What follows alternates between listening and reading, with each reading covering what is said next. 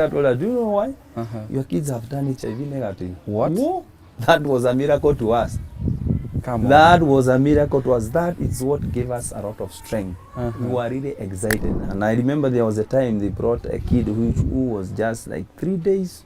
3 days, because even the umbilical cord was not yet cut. So I remember when the kid came, we named him Israel, prevail with God, because he was a son, Israel Baraka. And we cut off the umbilical cord, took the kid to the hospital, and the doctor told us, the kid is okay, continue feeding the kid. What? So when the kid was brought, he still had his umbilical cord? Yeah, the umbilical cord. He was just on a box, carton. Yeah, it was just on a carton. So I think the mother decided not to kill the kid, just to give birth, and then he ate outside somewhere. So he took care of him.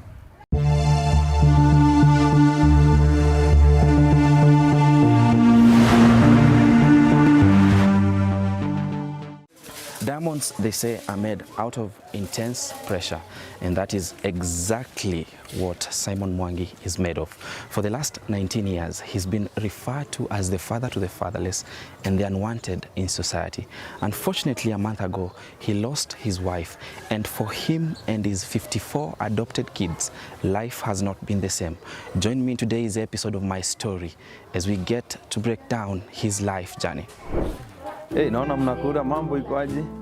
Hey, iko sawa? Hey, sia. Siku hizi ni hizi, siku hizi ni lunch ama ni nini? Ni modokoi ama ni ugali ama ni? Mnakula tu peke yenu. Aki McDonald. My name is Simon Mwangi. And I'm a pastor and the founder of the ministry by name Word of Wisdom Altar Ministry, and also the co-founder of Zion Children's Home. 1992 is when I was born again. Then I started missionary work, house to house evangelism. I could preach to young men and they can give their life to Jesus. So they became my disciples. We started a ministry.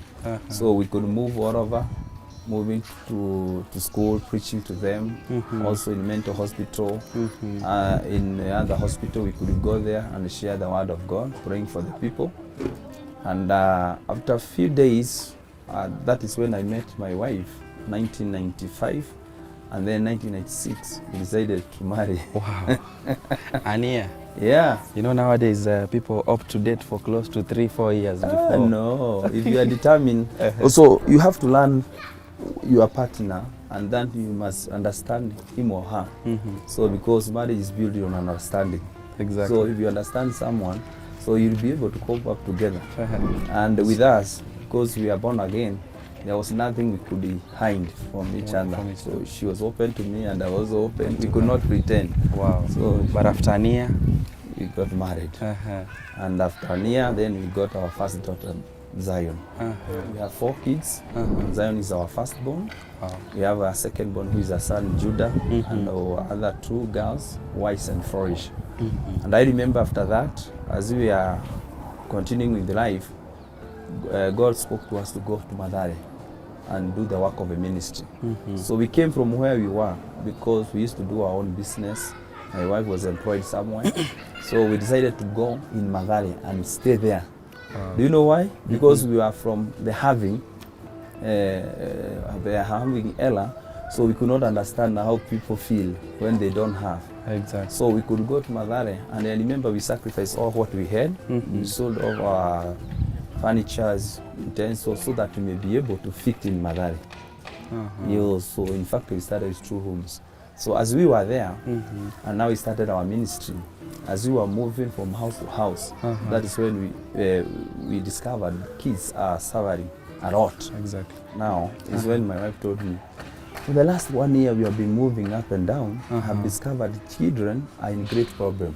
Exactly. So we can continue preaching to the adult, but the children which are being brought up, at the end of the day, they end up losing their lives. So she said that I feel that I have a burden of taking care of the orphans. Or specifically orphans. Orphans. So we decided to start in our own house. What? The same. The two-roomed house. Yeah, the two-roomed house. So the two-roomed house, we started, and people, we said that we are taking care of the orphans. So I remember as we started now, people say, which type of the orphans are you taking care of? So the orphans that you can get now, most of them, they were either infected or affected by the HIV. So we started with the affected one. With the infected one. Then from the infected to the affected one. So we started with them. In fact, we started with the HIV positive.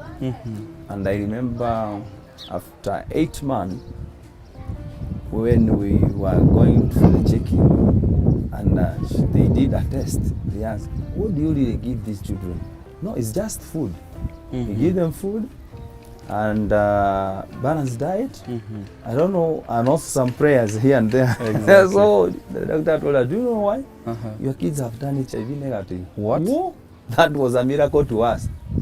Come on. That was a miracle to us. That is what gave us a lot of strength. We were really excited. Now, you had how many kids were there? in fact, there were 3. You had 3 kids who were HIV positive. Yeah. And then after staying In fact, with you there for were 8 4 months. because 2 are twins, 2 boys, and 1 girl and 1 boy. So there were 4. There were not 3. There were 4. So they all turned HIV negative. We were really excited. What? After how long? After 8 months. Staying it was with after you. 8 months, yeah. That was the first test we received. So we asked God. So it means that it's not money that works in this ministry. It's the passion and taking care of the kids and feeding them well. So that one, it really excited us. So my wife started, she came out now strongly saying, we are taking care of the orphan. Bring them. What? So after that, the police around us, they knew what we are doing, like the Mwangi police station. They knew that we have a children's home there at Kosovo. We are near Kosovo. There's a place called Kosovo, near police depot.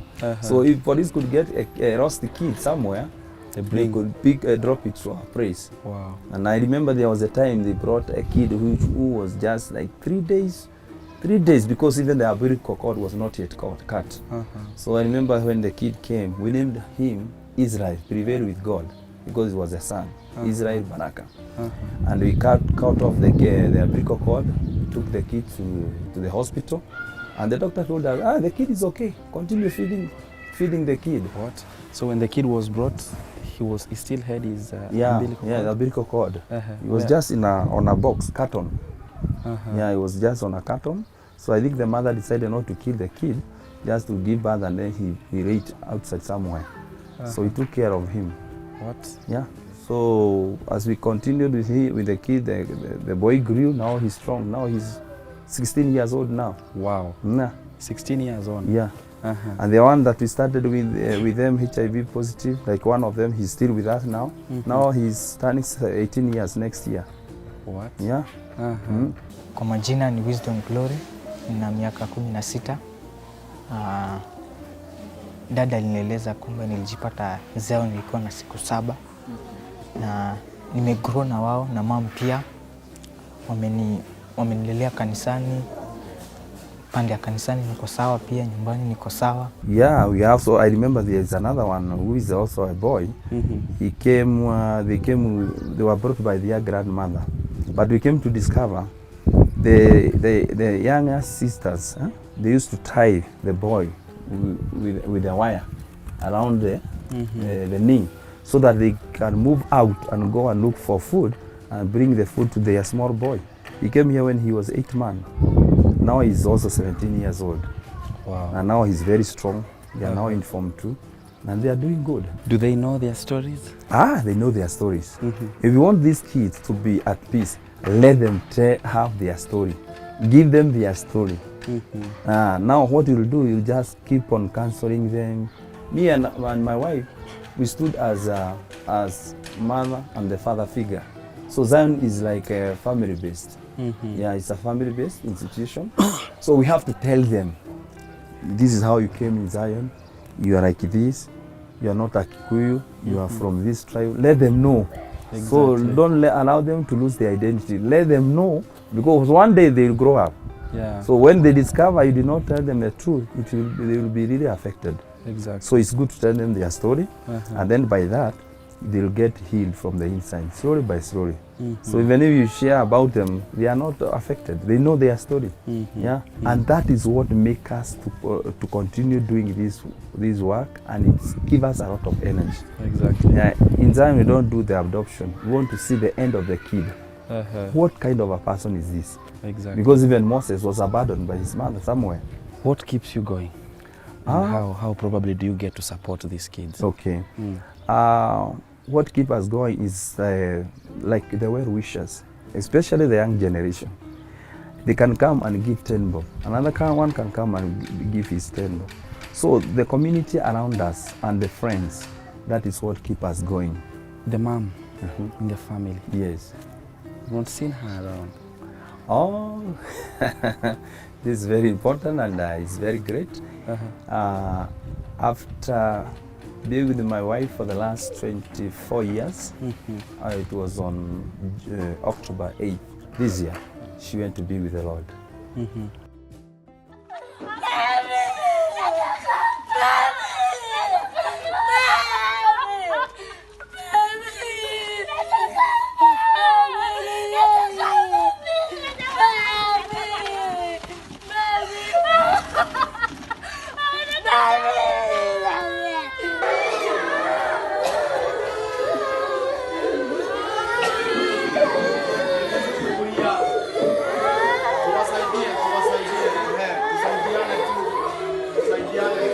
What happened? She started developing. It was just a 3-day event. I discovered that she is getting dehydrated. I asked her, what is happening? Because I could see the hand, and she was saying, I'm feeling thirst. So I told her, you need to check whether you have a sugar problem. So we discovered she has a sugar problem, but the sugar was not going down. It was ever high, just for 2 days. But I think before then, Zion family, all the Zion children, we used to be in a certain place somewhere. We had rented. We had been there for the last 12 years. And the owner of the place, he decided to set goons, and then we were forcibly evicted from the center. After we saw that, I told my wife, now, for the sake of our children, let's put our children first. Let's rescue our children. We took the kids, and then we got a church, and then we asked for a place there. We were allowed to be in the church. Now the girls are there in the church, and also the boys, we rented somewhere else. So what I think, from what I see, I think my wife was affected by that, but she could not show it out. But I personally, she could say and tell a friend, you just pray for Mwangi because he seems to be really affected. But me, I'm very peaceful. That is what she used to say. But because he doesn't have a history of sugar in her life. Exactly. But I think that one, it triggered that. When I received the news of my mom passing on, actually it was the most hurtful point of my life. It was my breaking point. It's never, you know, if you're close to someone, kuna venye tu mtu feel. So it was the most breaking moment of my life. Though we were with dad when mom passed on, we were in the hospital, but he told me, you need to be strong. But he didn't like hakuangalia how weak I'm going to be. He checked in the strongest part that I can bring out. So he was not strong, but he acted strong just to make me stronger. Yeah. Kwa vile mama alituacha, ilikuwa ni huzuni kwetu, but tuko strong pia na tunaendelea kupatia dad strong pia, tunaona ako sawa. Pia tumwachilie hivyo sana, akienda mission hivi tunamwitisha company at least asione ako peke yake. Yeah. There was a video on Saturday, we heard her talking. She was saying the way it happened, we had nothing to do. but we are asking for the justice to take place. So you can lead from that. It's like she could, if she was asked, there was something she could have done. Now because you cannot take the roles on your hand, so you should allow yourself the authority to take part. But if at all you see, you call the police, they are doing nothing, you as a human being, you are not there to fight for yourself because the authority are there. Exactly. And then you see they have not taken any step. As a human being, you'll feel from your inside, so I'm helpless, but let me leave it to God. But that person in the inside, she or he has been affected. It was, I think, September, early September, mid-September there, kids were evicted where they used to live. They are hunters, Kasarani. I would think it has affected her, but angeonyesha, she seemed strong. Actually that day she was like, Njeri, don't worry, we will do this and that. These kids will get somewhere to stay, but nile tu alionyesha. I would say that could be one of the reasons contributed to her death, because we were told she got like blood sugar abruptly and she didn't have it. It was just after 1 week. It's just after 1 week she went to be with the Lord. So we are coping on with the situation because, yeah, it is also hurting when your wife is not there. But what encourages us, we are there to do the work. Because if we stop, who will take care of these beautiful angels? We are there to continue with to cope up with the situation, not to be discouraged, to face the challenges the way they are. Because even if I raise up my hands, even if I bend, even if I cry, the task is still there waiting for us. Sasa kuja nikuonyesha mahali store yetu iko baada ya kuevictiwa, mahali tulibadilisha. Lakini sasa hapa lazima kwanza unavua viatu ama nikutoa. Ni patakatifu ndio ukiona, lakini Musa amefika kwa sasa hii ni lazima utoe viatu. Juu unajua sasa unakanyanga juu sasa huku tu ndio tunakanyanga juu mambo iko hivyo venye iko. So hii ndio store yetu hii sasa. Ni nguo sasa. Kitambo tulikuwa na mahali pazuri pa kuweka, lakini baada ya kufukuzwa na ni kitu huko umepanga, so hatukuwa na mahali pengine pa kuweka. Tuliona tu uziweke tu hapa. Ndipo unaona. Nataka nguo wanakuja tu wanatoa. Sasa ni kama Gikomba tunajichagulia. Baka hata hakuna sanduku. Juu zote ni lazima sasa ziwe ziko pali pamoja. So ukitaka ni kuzitoa. Pengine labda hata mvua baridi inaweza kaingia. Mvua hapo huwa inanyesha kidogo. Lakini sasa pande hiyo hatujaweka vitu kama hii, tumeweka tu hizo machuma.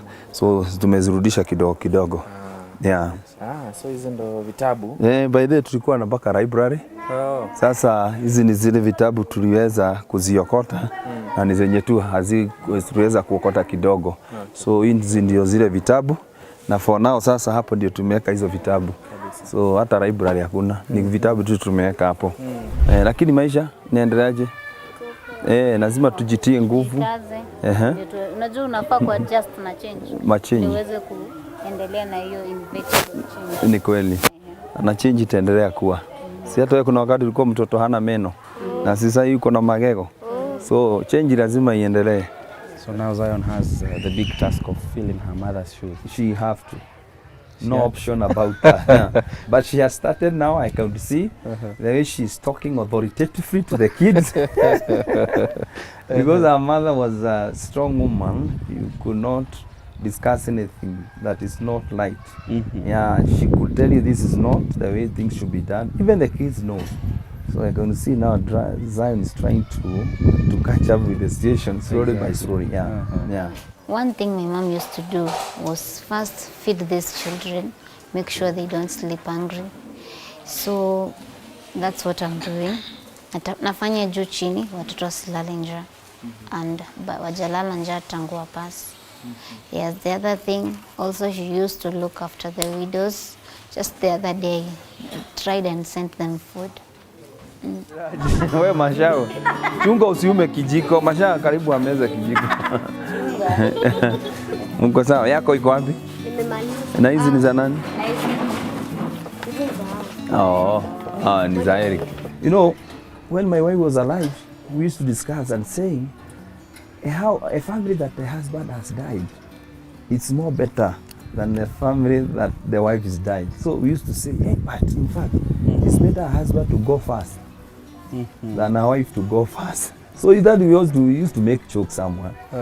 But now it is reality has changed now.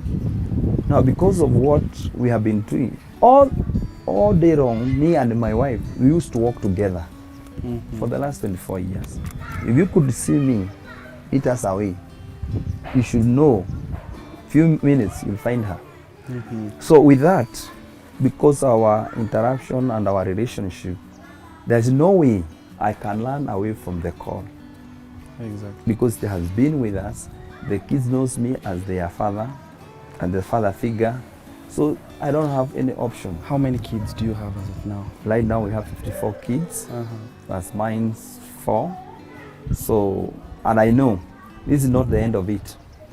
I know as the time goes by, we get around somewhere and we have to build a big center.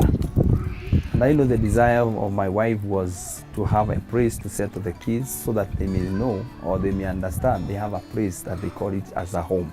Exactly. So I know for now that my kids are not all that comfortable because of the movement, the way they used to joke, the way they used to have their own compound, praying all over. But it's just for a short time.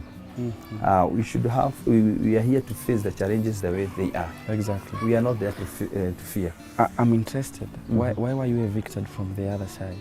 We are evicted because the landlords, or those are the children of the landlord, they were saying they want to sell it by December. I remember they told me to sell the place. By December. And I remember we had told them, we are very interested to buy the place. But I think because of how the market it is, because this is a prime area, they decided to evict us so that they may get the customer. That is what I think. Because there are some of our things they have already retained even up to date. What are these? Like the water tank, the kitchen. There are some other things like buckets. Even there are some other beds. They are just within in the compound. So they threw you out without knowing where to go. It was like a drama or a video. One man said so, because it was like they came with goons, and they were drunk, and so we could not engage them because yes, we have big children, but you cannot teach your children how to fight, to be violent. So I told them, you just hold your peace, wait and see, and above all, I know God will make a way. So wakati tulivictiwa, mimi nilikuwa hapo kwa nyumba, mahali dada anakaa, na ni simu ilipigwa, mama ndiye alikuwa anapigiwa. Akamwambia, mkimbie nyumbani huko Zion, kuna mambo inaendelea sio vizuri. So tukatoka wote.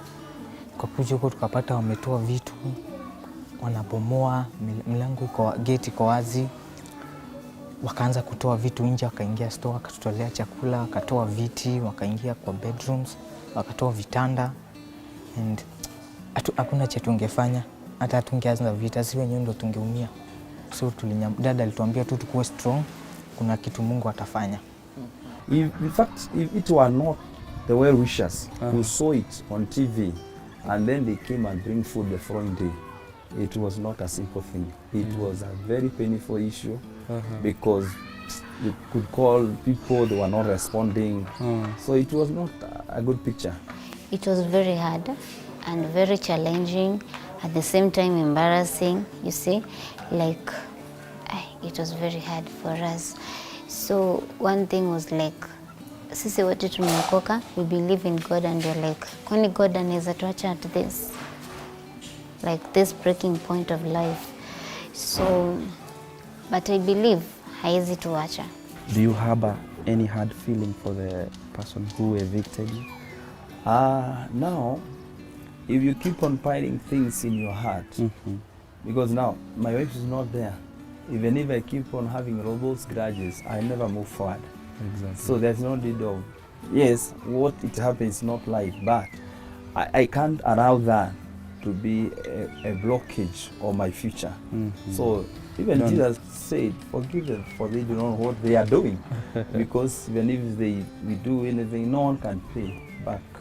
But, okay, my wife is not there presently, but her impact, her influence still remains.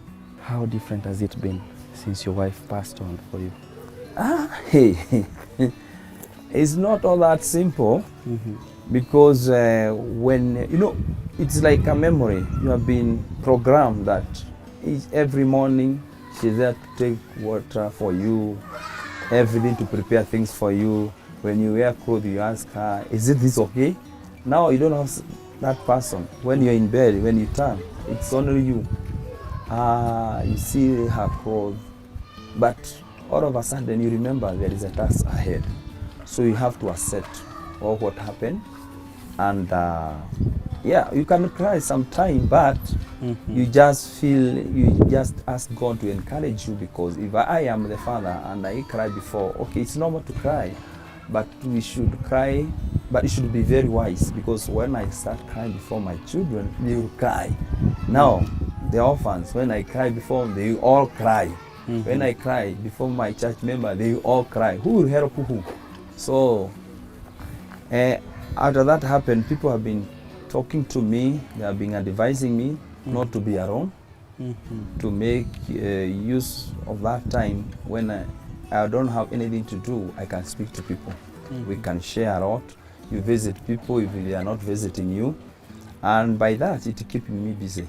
All the time I'm here with the kids, we talk. They are also, you try to fill that gap, although it's hard, but graciously I am trying to be there. But deep in me, I'm feeling I have like two souls. I can feel like my wife is talking in me. The way she reacts, they used to perform duties. Now you can see me performing them. May her soul rest in peace. Amen. My dad is the most amazing person I've ever met in this world. Because one thing, when Mom passed on, he was the one who was telling us, you need to be strong. Yani, you need to wake up, wipe your dust, and move on. Because if we dwell in this, it will affect us, and tutarudi nyuma. I'm interested by the name Zion, particularly. Yes. Why do you call your daughter Zion? And the children's home Zion? By the name Zion means the city of the Lord, or a fortified city. Protected. The mountain Zion is when David would fight, and all other cities were taken by the enemy. When it came to Zion, it's not a big mountain, it was just a small hill. But when he was there fighting, the enemy could not overtake the city. So Zion, it is a mountain, it signifies a strong mountain where the Lord dwells. So because of the name Zion, and then we decided to name it Zion because these kids, these kind of children, they'll be looking for refuge. So Zion is a city of the living God, and also is a place of refuge. Wow. And it's the mountain of the Lord. And the Lord dwells in Zion. Exactly. It's the dwelling place of our God. Wow, I never heard such a name before. It is a city. I've heard the city Zion, but not the name. Okay. A person or a place. Okay. Actually, that was the question I used to ask Mom. Why did she name the orphanage or the children's home on my behalf or after me? She told me when I was a little girl, walikuwa naenda missions. So I used to carry food and put it on her handbag. Tukienda hizo mission, I give those kids food. So I think she saw I have that heart of the kids. And genuinely, me, I love kids. And it was not the bad decision they made, but it's a privilege, it's an honor, because it's not easy.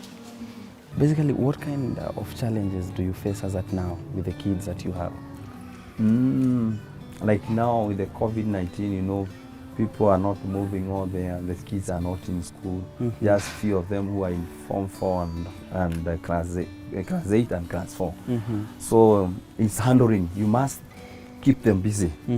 But before that, I remember my wife Margaret, she had organized, when the COVID-19 issue started, she organized and she taught the big ones about baking and preparing some cakes.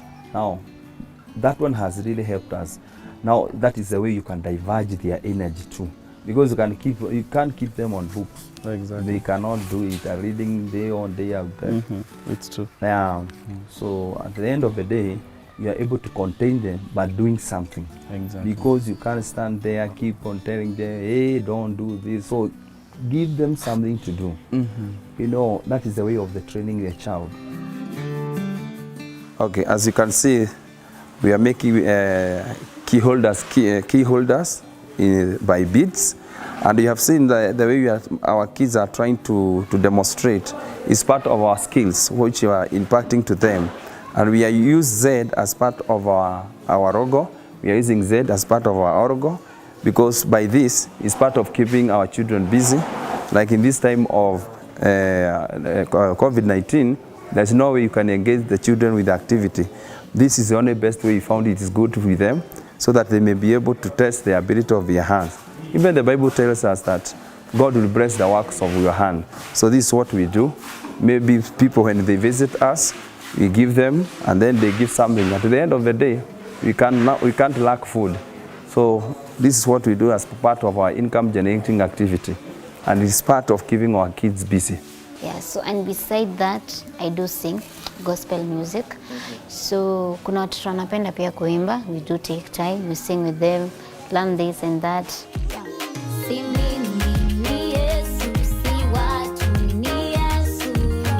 Okay, my music is on YouTube, and I've just done one song called Majiuzima. Yeah, you can search by Zion Jerry. And in matters where they sleep. Yeah, now They sleep in the cold again, because I see the church is somewhat big. By the way, the church, we are using it, in fact, it's like a compound. We are just trying to implement it as a compound, and the rooms are small. You know, there's the way they used to be comfortable. No, it's not comfortable. In fact, it's cold because it's like a Mabati structure. It's cold. So right now, shelter is an issue. So if at all someone have a place he called home, it's more secure because, yes, people are bringing food, but food is not a long-term thing. It's just for a while. But when you invest into a property, those kids will be more happy because you can feed me, but I don't have somewhere to sleep. You can give me clothing, but where will I keep those clothing? So a shelter is a good place, when a land is a good place for our children to be calling it as a home. Exactly. That is what we need, because every child needs a place to be identified with. This is my home, this is my family. That is what we desire God to do it for us. We desire to have a shelter for these kids. Yeah. You're a man with a big heart. Thank you. Big heart. Thank you. Really, and I wish you all the best. Yes. Keep doing what you do. Yes. Not many will do what you do. Yes.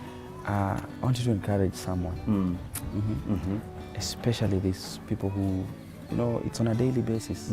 Can attest that you might pass by in town, look at the street kids, do nothing about it. At times they tell you, Uncle, ninunulie kitu, and then you're like, leo hapana, leo ngumu. Talk to that kind of a person. Yeah. Maybe let me tell you, in the Bible, there's somewhere they say, there are some that will be told in the book of Matthew, that will like sit on my right hand, and the other one will be told, come on the left side. So the one on the right will be told, sit because you did this for me. I was hungry and you fed me. And they could ask, when is that day that you were hungry, I fed you? One of the little ones that you fed, it's me who fed. So those children that you see there, is God who is talking to you. Do something. By the way, most of these poor people you see, the Bible says when you give to the poor, you ready to God. It's like umemkopeshea kitu. Na Mungu apendagi ndeni. God doesn't enjoy debts. So he'll make sure in return, he'll give it back to you, that you may be able to continue doing good. Everything that you have in your hand or in your power, it's not yours. God has just given you to manage it. So when you see a needy person, just stretch hand to him or her, and at the end of the day, you see the return of this. Because it's like making use of your talent. So when you invest 100 or 1,000 or 1,000,000, it will come back in grateful. But when you keep it for you, it will not multiply. So everything we have, that is why even the Bible says, now you should not criticize a rich man and a king even under your bed. So rich men, those people with money, God gives you that money so that you may help his people. And the more you help, the more you get more money that you may be able to pass it on to the other people who are in need. Exactly. Yes. I remember one thing my mom told me is that she's not dying. Actually, that's what is keeping me moving, because as Christians we believe msi akifanya kazi ya God na kuwa genuine hakufangi. It's sleeping, ni kulala tu. So me, I believe my mom, she's sleeping, and she asked me to look after the kids. I would love, if you're listening to us, I would love, like, you can come, visit us, spend time with the kids, engage with them, get to know them, mentor them, motivate them, counsel them. That also helps, because everyone thinks that money is everything. No, you can have the whole amount in the bank, but your heart is empty. But the moment you touch a kid's heart, or someone who is homeless, someone who is an orphan, you touch a God's heart.